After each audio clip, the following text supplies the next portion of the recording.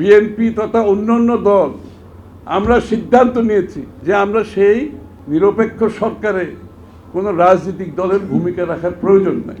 কারণ অন্তর্বর্তীকালীন সরকার বলেন, কেয়ারটেকার বলেন, এই সরকারগুলোর ক্যারেক্টার হচ্ছে, চরিত্র হচ্ছে নিরপেক্ষতা, সবচেয়ে বড় চরিত্র হচ্ছে। এবং সেই নিরপেক্ষতা রক্ষার জন্য কোনো বিএনপি সহ আমরা রাজনীতিবিদরা সেই সরকারে যোগদান দিয়ে যাই। কারণ আমাদেরকে সরকারে আসতে হলে জনগণের ম্যান্ডেট নিয়ে আসতে হবে। বিএনপির 31 দফা কিংবা যুগপৎ আন্দোলনের আমাদের 31 দফা, বাংলাদেশের কিন্তু জনগণের ম্যান্ডেট নিয়ে আসতে হবে। আমরা যদি মনে করি আমাদের 31 দফা এর উপরে আর দুনিয়াতে কিছু নাই, সেটাও সঠিক হবে না। আমরা 31 দফা নিয়ে জনগণের কাছে যাব আগামী নির্বাচনে, এবং জনগণের ম্যান্ডেট নিয়ে সংসদে সেটা পাস করতে হবে। আর কোনো দল, আর কোনো গোষ্ঠী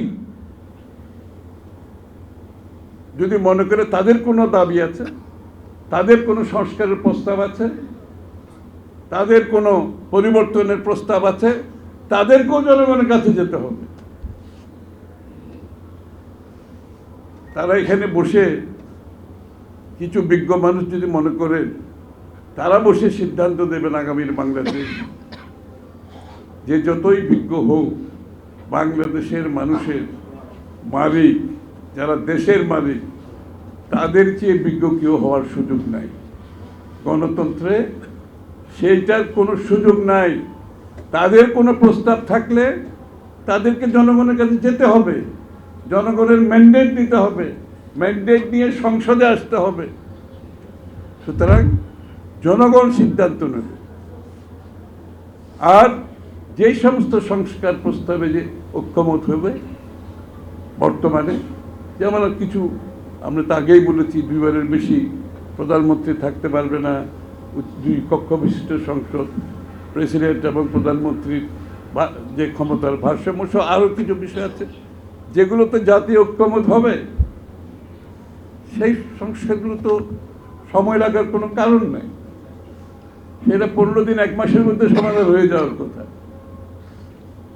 এবং যেখানে ঐক্যমত হবে না, আপনাকে জাতির কাছে যেতে হবে ম্যান্ডেটের জন্য, জনগণের সমর্থনের জন্য। সেটা বিএনপি হোক, আমাদের যুগপৎ আন্দোলন হোক, কিংবা অন্য কোনো দল হোক, অন্য কোনো গোষ্ঠী হোক, জনগণের কাছে যেতে হবে। তার বাইরে কোনো সংস্কার করার অধিকার কাউকে দেওয়া হয় না। এবং এই যে বর্তমান সরকার যেটা আছে, এই সরকারকে সকলের, আমরা সবাই মিলে সমর্থন দিয়েছি। কারণ সমর্থন দিয়েছি শেখ হাসিনার পতনের পরে বাংলাদেশে একটি নিরপেক্ষ সরকারের প্রয়োজনীয়তা ছিল। যতক্ষণ নির্বাচন হবে না ততক্ষণ একটা নিরপেক্ষ সরকার থাকবে, তাই না? সুতরাং সেটা ভেবে আমরা সবাই মিলে একটা নিরপেক্ষ সরকারের জন্য আজকের যারা সরকার আছে তাদেরকে সমর্থন দিয়েছি। আমরা কিন্তু সেই ক্ষমতায় অংশগ্রহণ করি নাই। বিএনপি তথা অন্যান্য দল আমরা সিদ্ধান্ত নিয়েছি যে আমরা সেই নিরপেক্ষ সরকারে কোনো রাজনৈতিক দলের ভূমিকা রাখার প্রয়োজন নাই। কারণ অন্তর্বর্তীকালীন সরকার বলেন, কেয়ারটেকার বলেন, এই সরকারগুলোর ক্যারেক্টার হচ্ছে, চরিত্র হচ্ছে নিরপেক্ষতা, সবচেয়ে বড় চরিত্র হচ্ছে। এবং সেই নিরপেক্ষতা রক্ষার জন্য কোনো বিএনপি সহ আমরা রাজনীতিবিদরা সেই সরকারে যোগদান দিয়ে যাই। কারণ আমাদেরকে সরকারে আসতে হলে জনগণের ম্যান্ডেট নিয়ে আসতে হবে, জনগণের ভোট নিয়ে আসতে হবে, এবং সেটা নির্বাচনের মাধ্যমে আসতে হবে। আর ইতিমধ্যে যেহেতু এই অন্তর্বর্তীকালীন সরকার সময় একটা নিরপেক্ষ সরকার, তারা নিরপেক্ষভাবে কে আগামী যে নির্বাচন হবে সেদিকে এগিয়ে যেতে হবে। নিরপেক্ষতা নিয়ে কোনো প্রশ্ন যাতে কারো মনে না জাগে। নিরপেক্ষতা নিয়ে যদি প্রশ্ন জাগে তাহলে সেটা হবে এই আন্দোলনের, এই ত্যাগের, এই 15 বছর ত্যাগের যে রক্ত দিয়েছে, প্রাণ দিয়েছে, তাদের প্রতি বেইমানি করা হবে। রাইট।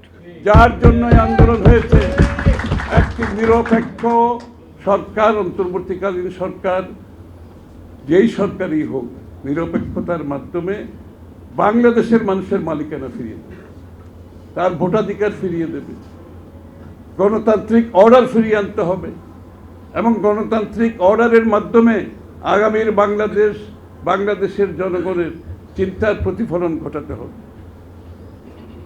এবং এই গণতান্ত্রিক প্রক্রিয়া হচ্ছে কারেকশন প্রসেস।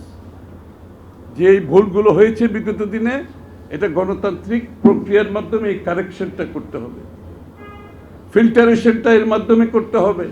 আর কোনো দ্বিতীয় পথ এখানে নাই।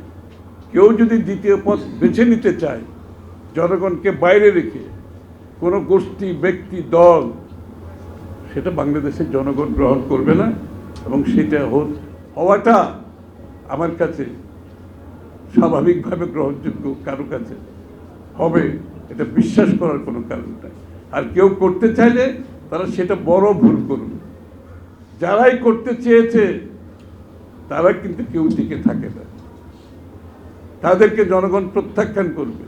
তারা ভোটের অপেক্ষায় আছে। কিন্তু আরেকটা কথা বলে আমার বক্তব্য শেষ করছি, সেটা হচ্ছে আমরা জানি যে মানুষ আজকে দ্রব্যমূল্যের কারণে, চরম দ্রব্যমূল্য, যে দ্রব্যমূল্য বাংলাদেশের মানুষের ক্রয় ক্ষমতা আজকে কমিয়ে ফেলেছে।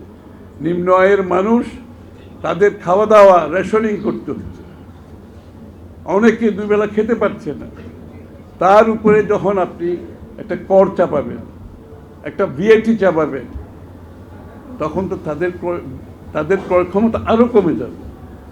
এই মানুষগুলো তাদের দুবেলা খেতে পারবে না, শুধু তাদের জীবনযাত্রার মান এত নিচে যাবে, তারা দরিদ্র সীমার নিচে চলে যাবে।